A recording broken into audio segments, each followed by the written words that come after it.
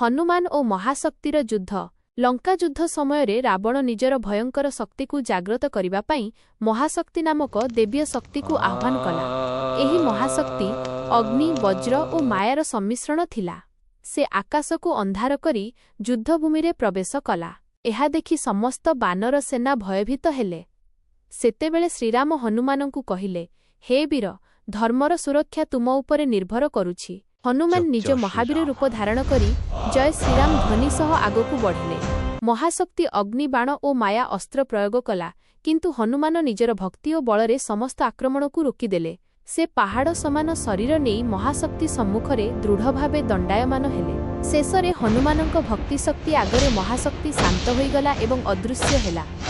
धर्मर विजय हेला एवं समस्ते हनुमानंकु जयध्वनि कले। लाइक, शेयर, कमेंट, सब्सक्राइब करने को भूलिबेनी संगमाने।